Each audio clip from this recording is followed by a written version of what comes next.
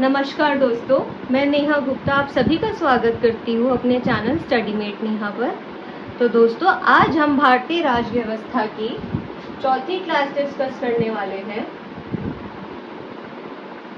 और इस क्लास में हम चार्टर एक्ट 1853 एवं भारतीय शासन अधिनियम 1858 पढ़ेंगे। हमने देखा जो चार्टर एक्ट थे वो 4 बार आए थे और वो हर 20 साल के गैप में आए थे। हर 20 साल बाद एक चार्टर एक्ट आया। तो जो चार्टर एक्ट 1853 था, 1853 का जो चार्टर एक्ट था वो अंतिम चार्टर एक्ट था। इसके बाद कोई चार्टर एक्ट नहीं आया और ये चौथा चार्टर एक्ट था। उसके बाद हम ये देखते हैं कि बंगाल के लिए एक अलग लेफ्टिनेंट गवर्नर जनरल की नियुक्ति करी गई।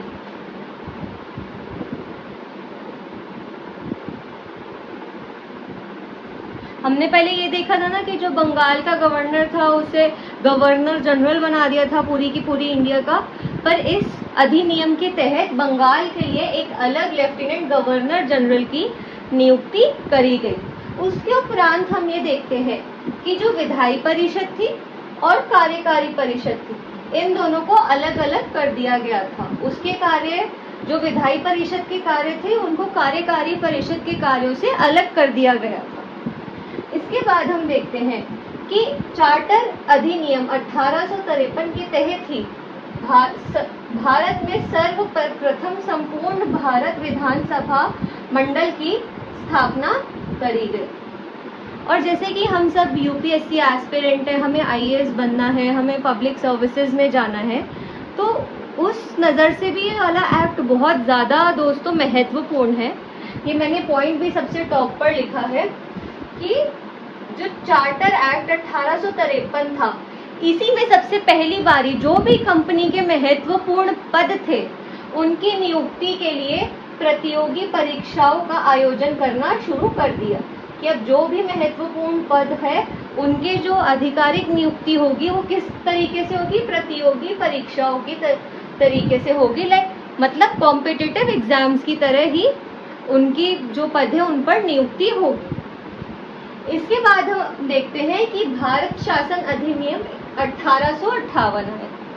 तो दोस्तों, जो ये अधिनियम आया 1858 का, ये आया 1857 की क्रांति के बाद।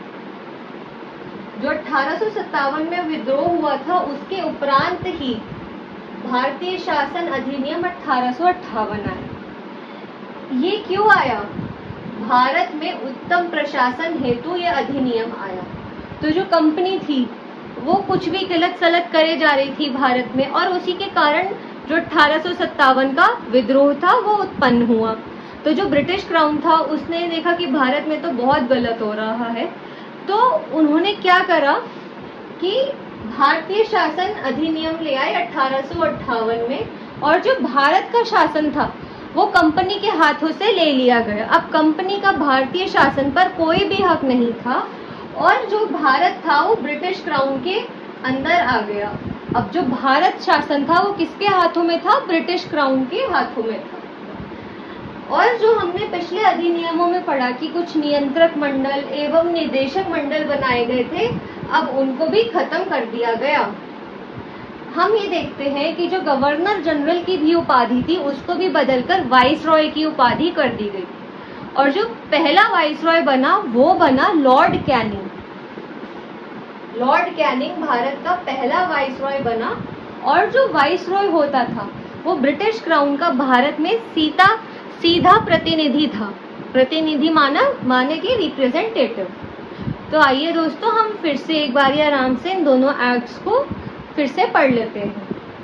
सबसे पहले हमने देखा कि 1853 में चार्टर एक्ट आया। ये आखिरी चार्टर एक्ट था और ये चौथे नंबर का चार्टर एक्ट था। चार्टर एक्ट्स के बारे में हमने पढ़ा था कि ये हर 20 साल के बाद आए। तो जो ये 1853 का चार्टर एक्ट था ये सबसे अंतिम चार्टर एक्ट था। इसके तहत बंगाल के लिए एक अलग लेफ्टिनेंट गवर्नर जनरल की भी नियुक्ति कर दी गई। उसके बाद हम ये देखते हैं कि जो विधायी परिषद थी और कार्यकारी परिषद थी, जो इन दोनों परिषद के कार्य थे उनको अलग अलग कर दिया गया, अलग अलग हिस्सों में बांट दिया गया कि कुछ कार्य विधायी कार्य ही है, कुछ कार्य कार्यकारी कार्य ही है, और उनको अलग अलग परिषद के हिसाब से नियुक्ति उनकी कर दी गई कार्यों की। उसके बाद हम देखते हैं कि चार्टर एक्ट 1853 के तहत ही सर्वप्रथम संपूर्ण भारत विधानमंडल की भी स्थापना हुई थी, और जो भी कंपनी की महत्वपूर्ण पद पर नियुक्तियां हुई वो किसके अनुसार होने लगी? प्रतियोगी परीक्षाओं के अनुसार होने लग गई। उसके बाद हमने देखा भारतीय शासन अधिनियम 1858, ये 1857 की क्रांति के उपरांत आया, और जो ये वाला अधिनियम था इसने जो कंपनी का सारा राज था भारत शासन के ऊपर उसे समाप्त कर दिया, और जो भारत था वो ब्रिटिश क्राउन के अंदर ही आ गया। और ये क्यों आया? भारत में उत्तम प्रशासन हेतु, इंग्लिश में इसे कहते हैं the act for better government of India, तो ये भारत में उत्तम प्रशासन हेतु इसे लागू करा गया। उसके बाद हम ये देखते हैं कि जो नियंत्रक मंडल था और निदेशक मंडल था उसे भी इस अधिनियम के तहत समाप्त कर दिया गया। और तो और जो गवर्नर जनरल की उपाधि थी अब उसे भी बदल दिया। अब उस उपाधि को हम किस नाम से कहने लग गए? वाइसरॉय के नाम से।